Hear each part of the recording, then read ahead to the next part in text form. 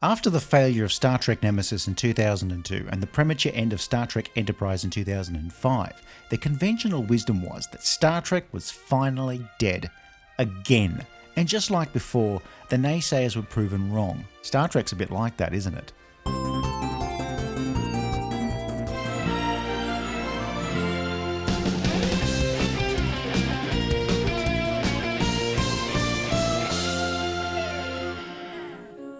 Star Trek Nemesis sank without trace at the box office, disappearing, just like Amelia Earhart's plane, but without the enduring cultural impact. The conventional wisdom would be that Star Trek was played out, like The Simpsons, but Star Trek had been iced before it was permanently tainted, unlike The Simpsons. That said, there were moves to make another Star Trek film. A script had been worked on but went nowhere, again like Amelia Earhart. The resultant shake-up from corporate parent Viacom splitting into separate movie and TV companies meant the rights to Star Trek were now held by two different entities. CBS had the TV rights and Paramount kept the movie rights. So it's just like Tuvix. Producer-director JJ Abrams, hot off his reasonably successful reboot of the Mission Impossible franchise, got together with collaborators, writers Roberto Orci and Alex Kurtzman, and a new rebooted Star Trek feature film was born. The new film would feature a completely new cast and timeline, and serve as an origin story of how undisciplined but brilliant James T Kirk met Spock and McCoy at Starfleet Academy, and became captain of the Starship Enterprise 1 week later. This story isn't just a reboot in the traditional sense, it's explicitly part of the plot that a new timeline is formed by events in this film. Like if you went back in time to see Kennedy's assassination but you were mistaken for Lee Harvey Oswald and shot by Jack Ruby, while the real Lee Harvey Oswald ended up inventing Diet Coke. Chris Pine became the new Jim Kirk. So, we've managed to eliminate all enemy ships, no one on board was injured, and the successful rescue of the Kobayashi Maru crew is underway. While there are echoes of William Shatner in his performance, Pine's cocky, immature captain ably filled the captain's chair. He's not as mature as even the original series Kirk, but possesses a youthful exuberance and magnetism. Kirk's father, George Kirk, played briefly by pre-Thor Chris Hemsworth in the movie's prologue, was killed in this divergent timeline, so that everything after that event can be different from what's been there before. It's not really something that needed to be addressed since this movie was hoping to move beyond an audience of core Trekkies, but whatever floats your boat, JJ. The contrary, Nero's very presence has altered the flow of history, beginning with the attack on the USS Kelvin, culminating in the events of today, thereby creating an entire new chain of incidents that cannot be anticipated by either party. Zachary Quinto is Mr Spock. Obviously he's from the planet Vulcan, a race of smug smartasses who have managed to conquer their emotions by embracing pure logic. To humans, Vulcans are distant and unemotional. It's like ringing up your parents and your father answers the phone. We see parts of how Spock's difficult upbringing on Vulcan influenced his decision to enter Starfleet. When he eventually meets Kirk at the Academy, the pair quickly develop an antipathy that would make the green room of a 1980s Star Trek convention look like a love-in. Are you out of your Vulcan mind? Are you making the logical choice, sending Kirk away? Carl Urban plays Dr. Leonard McCoy. McCoy is an irritable and reluctant spaceman, yet he's traditionally been the heart of the Enterprise. McCoy has many nicknames. Most people to his face call him Bones, although behind his back he's known as Miserable Shithead. I'll be monitoring your frequency. Thank you, Nyota. Zoe Saldana's Lieutenant Nyota Uhura is the ship's communications specialist, and it's with her that you will notice the biggest change from the earlier films.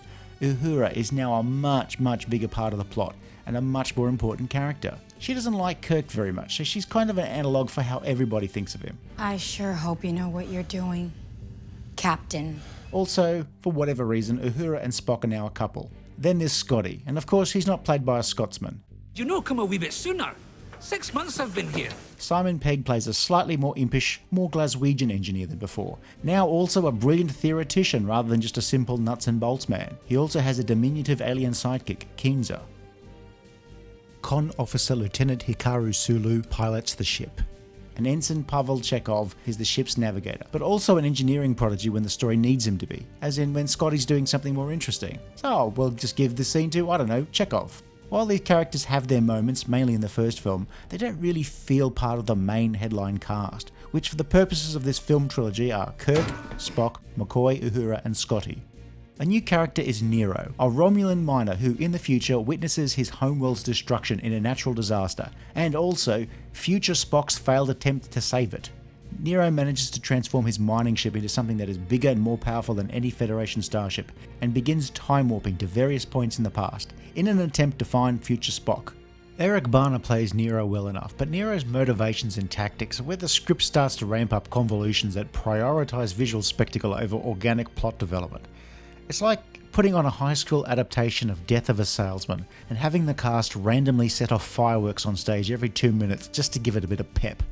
James T Kirk, having grown up without a father, has gone off the rails somewhat, stealing cars and getting into barroom brawls with Starfleet cadets.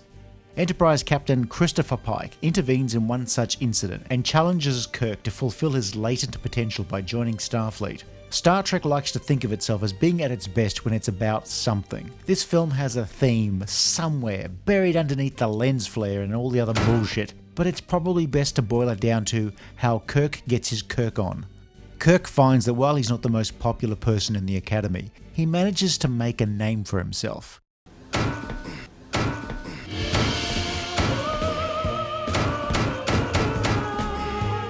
He becomes the only cadet ever to beat the Kobayashi Maru test, which he beat by cheating. It's like how I somehow have a driver's license, a boat license, and a license to practice law in the state of Louisiana. The test itself is a cheat, isn't it? I mean, you programmed it to be unwinnable. Your argument precludes the possibility of a no-win scenario. I don't believe in no-win scenario. This brings him into conflict with Spock, designer of the test, who although he has graduated, still hangs around the Academy to pick up chicks. At this point, these two hate each other, just like football fans or console warriors.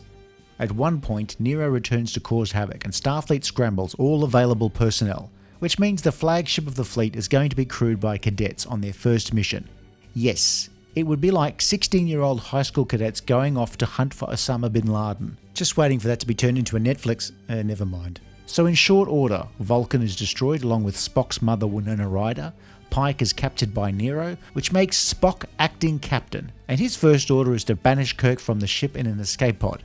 On a remote icy planet, Kirk is found by the older future Spock, who regales us with some prize time travel bullshit reasons why he's there. Oh, and they find Scotty on the same planet. Oh, and Scotty has an idea how to make the transporter work across infinite distances, effectively rendering starships pointless. This all happens in the space of about, 10 to 15 minutes. I mean, time is a construct, but in Star Trek, time is a paragraph of magical hand-waving dialogue. Rise of Skywalker didn't come from nowhere.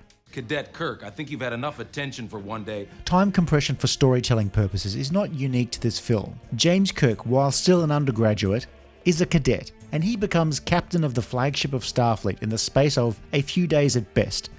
Not just for the duration of the emergency, but permanently. Now that's why you should always get the fast pass and avoid all that waiting. I mean, it makes it sound like I don't like the film, and that's not true. I do like the film. But I also can't ignore the liberties this film takes with logic, physics, plot, story, structure, characterization, cinematography, or pretty much anything. You can tell a sloppily plotted film when fictional characters use this quote from Sherlock Holmes, also a fictional character. If you eliminate the impossible, whatever remains, however improbable, must be the truth. And when they use it as a justification why characters should just accept any old guff without question. So, I tried to use a quote from another fictional character to get out of a sticky situation the other day. You've got to make the money first. Then when you get the money, you get the power. Then when you get the power, then you get the woman. Help, send divorce lawyer. Yes, the design and cinematography is mostly beautiful, but there is a but. A unique visual aspect is the lens flare. Lens flare that often seems to be coming from nowhere. It's distracting and overdone to the point where it rightfully became a meme. And also somewhat out of place with the clean design aesthetic is engineering, which looks like a cross between a brewery and Willy Wonka's chocolate factory. It was actually filmed in a brewery to keep the budget down, but also because they couldn't get permission from the reclusive owner of the chocolate factory, due to the fact that he doesn't exist. Question: why do the Romulan crew need to wait around in water? Isn't that a health and safety issue? Wouldn't that just be incredibly dangerous, conducive to circuitry shorting out, not to mention rust issues, and wouldn't the crew all get tinnier? Anyway, in the end, Kirk and Spock forge a friendship and everybody at Starfleet conveniently forgets Kirk hasn't actually graduated and lets him stay in the captain's chair despite several academic violations on his record. The film proved to be a successful reboot of a series many had thought deader than Spock after Wrath of Khan. But just like Spock after Star Trek 3, it came back. It managed to put an original spin on beloved characters and open up the door for new adventures by effectively giving the franchise a clean slate. New characters and new situations not encumbered by what had come before. JJ Abrams was said to be more of a Star Wars fan than a Trek fan, so he obviously felt more comfortable in shaking up Trek mythology. So how about that sequel? If you enjoyed this video, please like and subscribe, leave a comment below, or check out some of our other videos.